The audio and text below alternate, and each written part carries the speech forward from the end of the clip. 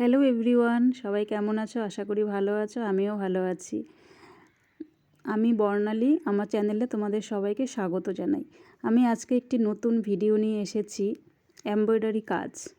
ঠিক আছে, দেখো আমি রুমালের ওপরে ডিজাইন করেছি, তো সেটাই আমি তোমাদের সাথে শেয়ার করব বলে নিয়ে এলাম।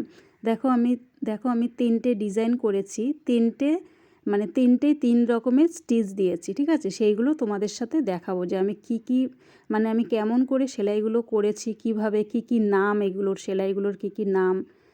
তোমরা দেখতে থাকো, তোমরা একদম ফার্স্ট থেকে লাস্ট পর্যন্ত ভিডিওটা দেখতে থাকবে, তাহলে তোমরা বুঝতে পারবে যে আমি সেলাইগুলো কিভাবে করেছি।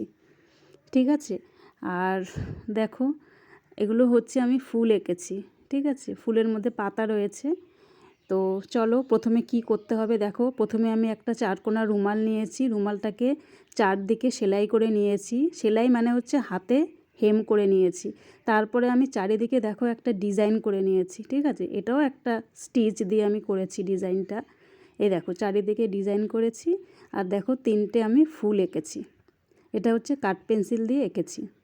ঠিক আছে, এইগুলোর ওপরে আমি যেহেতু এখানে 3টে ফুল আছে, তো আমি 3 রকমের স্টিচ দিয়ে আমি তোমাদেরকে দেখাবো। ঠিক আছে, তো দেখতে থাকো তোমরা।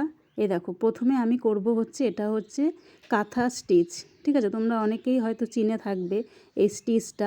আমরা যে কাঁথাগুলো সেলাই করি বা আমরা দেখে থাকি, সেটাকেই বলে কাঁথা স্টিচ। দেখো কাঁথা স্টিচটা এমনভাবে করতে হবে যাতে কোনোটা ছোট বড় না হয়। ঠিক আছে, একই সাইজের হতে হবে। দেখো আমি ফোরগুলো কিন্তু একই রকমভাবে নিচ্ছি, যাতে কোনোটা ছোট বড় না হয়। তোমরা দেখতে থাকো, তোমরা দেখলে বুঝতে পারবে। আর এটা যখন পুরো সেলাই করা হয়ে যাবে, তখন দেখবে খুব সুন্দর লাগবে দেখতে। আর কাঁথা স্টিচ এমনিতেও খুব সুন্দর হয়। আমি অনেক শাড়িতেও দেখেছি যে অনেক শাড়িতে কাঁথা স্টিচ দেওয়া থাকে, সেই শাড়িগুলো দেখতে খুব সুন্দরও হয়। দেখো তোমরা যদি কখনো করে থাকো, তো তোমরা ঠিক এমনভাবে করে নেবে। আর প্রথমে ড্রয়িংটা করে নিলে করতে সুবিধা হয়। আর ড্রয়িং যদি না করে থাকো, তাহলে একটু হয়তো ছোট বড় হবে, একটু বেঁকে যাবে, একটু সরে যাবে। ঠিক আছে, দেখো আমি কাঁথা স্টিচটা করছি। ঠিক আছে, এটা ইসেতে ওই এমব্রয়ডারি একটা ফ্রেম পাওয়া যায়। ঠিক আছে, ওটা আমার কাছে আছে। ওই ফ্রেমে বসিয়ে করলে ভালো হয় দেখাতে, কিন্তু ওটা আমার ইউজ করতে ভালো লাগে না। আমি অনেক সেলাই করেছি, কিন্তু আমি যতগুলো সেলাই করেছি প্রত্যেকটা আমি হাতের ওপরে নিয়েই করেছি। তো আমি সেটাই তোমাদেরকে দেখাচ্ছি। দেখো যখন এটা পুরোটা তৈরি হয়ে যাবে, তখন আরও সুন্দর লাগবে দেখতে। দেখো পুরো একদম প্রত্যেকটা সেলাই যাতে একদম সমান সমান হয়, তাহলে দেখতে ভালো লাগবে। ঠিক আছে, আমরা যতটা সূচের মধ্যে আমরা যতটা ইয়েটা নেব, ততটাই কিন্তু আমাদের দেখো সেলাইটা আসবে। প্রত্যেকটা সেলাই যাতে একদম সমান হয়, একটা ছোট একটা বড় হলে কিন্তু দেখতে ভালো লাগবে না। দেখো আমি কিন্তু সমানভাবে করার চেষ্টা করছি।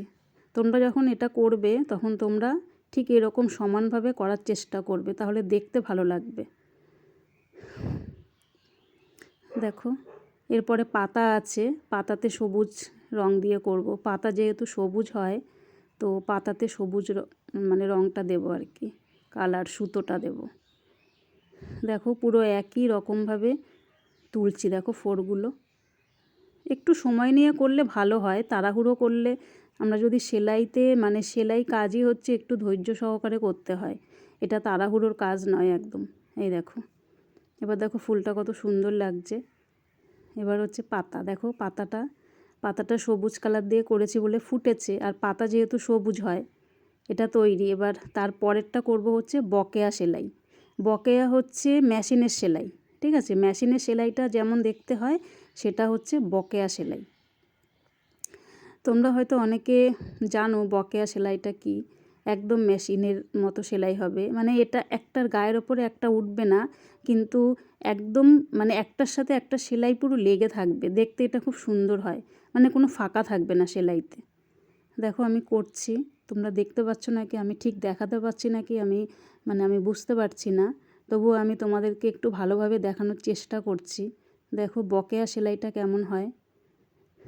আমি যেখানে সেলাইটা শেষ করলাম, ঠিক তার মাথা থেকেই আবার শুরু করতে হবে, তাহলে সেলাইটা পুরো সমান হবে। একটার গায়ের ওপরে একটা সেলাই উঠবে না, একদম পুরো পাশাপাশি মানে গায়ে লেগে লেগে থাকবে। আর এটা দেখতে খুব সুন্দর হয়।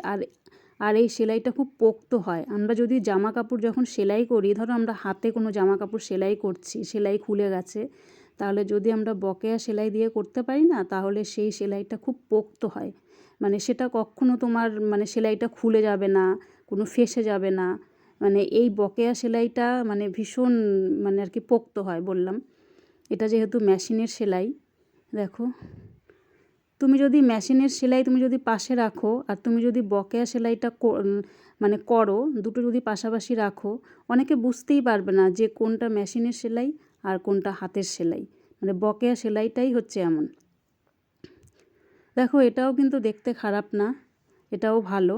আর আমি তোমাদেরকে পরপর আমি অনেকগুলো সেলাই জানি, আমি তোমাদের পরপর একটা একটা করে মানে ভিডিওতে দেখাতে থাকবো, তোমরা দেখতে থাকবে। দেখো এটা কমপ্লিট, ঠিক আছে। তাহলে কি করলাম, একটা হচ্ছে কাঁথা স্টিচ করলাম, মানে যেটাকে রান সেলাইও বলে। আর তারপরে কি করলাম, তারপরে হচ্ছে আমি বকেয়া সেলাই করলাম, যেটা মেশিনের সেলাই। এবার দেখো এটা হচ্ছে ডাল স্টিচ মানে ডাল 4। দেখো এটা কিভাবে করতে হবে, এটা ওপর থেকে নিচের দিকে আনতে হবে।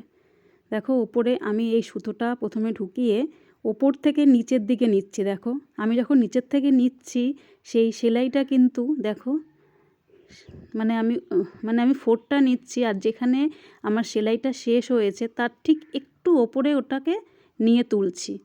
দেখো এটা হচ্ছে ডাল স্টিচ। এটাও দেখতে খুব সুন্দর হয়, বিশেষ করে পাতার মধ্যে করলে তো ভীষণই সুন্দর লাগে। মানে এটা একটু পেঁচানো পেঁচানো টাইপের হয় সেলাইটা, দেখতে খুব সুন্দর লাগে দেখতে।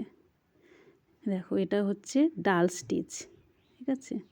দেখো তোমাদের একটু সামনে থেকে দেখানোর চেষ্টা করছি, আমি যতটা মানে আমার সম্ভব আমি দেখানোর চেষ্টা করছি। দেখো এটা নিচের মানে উপর থেকে নিচের দিকে নামছে, এটা হচ্ছে ডাল স্টিচ, ঠিক আছে। তোমরা দেখতে থাকো, আর ভিডিওটা কেমন লাগলো একটু জানাবে। আর তোমরা কে সেলাইতে মানে সেলাই করতে ভালোবাসো, এটা মানে এইসব সেলাই শিখে রাখলে অনেক কাজে আসে। তুমি দেখবে অনেক সময় আমরা দেখি পাঞ্জাবিতে অনেকে ডিজাইন করে, অনেক পাঞ্জাবি দেখবে এক কালারের হয়, সেটার মধ্যে দেখবে একটু হালকা ডিজাইন করলে খুব সুন্দর লাগে। তারপরে আমরা যে চুড়িদারগুলো পরি, সেইগুলোর দেখবে একটু গলার কাছে ডিজাইন করলে সেটা খুব সুন্দর হয়। আমি আমার চুড়িদারে করেছি, আর তোমরাও করে দেখতে পারো। এইসব শিখে রাখা ভালো, যেহেতু হাতের কাজ শিখে রাখা সবসময় ভালো। দেখো তাহলে 3টে স্টিচ তোমাদের দেখালাম, একটা হচ্ছে বকেয়া, একটা হচ্ছে ডাল স্টিচ, আর একটা হলো কাঁথা স্টিচ, ঠিক আছে। তোমরা সবাই পাশে থেকো, আর ভিডিওটি কেমন লাগলো অবশ্যই জানাবে। আর তোমরা ভিডিওটা দেখে কেমন লাগলো সেটা অবশ্যই কমেন্টসে জানাবে। আর তোমাদের সামনে আমি আরও অনেক নতুন নতুন ভিডিও নিয়ে আসবো এই রকম। তোমরা যদি আমাকে উৎসাহিত করো তাহলে আরও অনেক ভিডিও আমি আনবো। চলো আজকের ভিডিও এখানেই শেষ, টাটা বাই, সবাই ভালো থেকো, সুস্থ থেকো।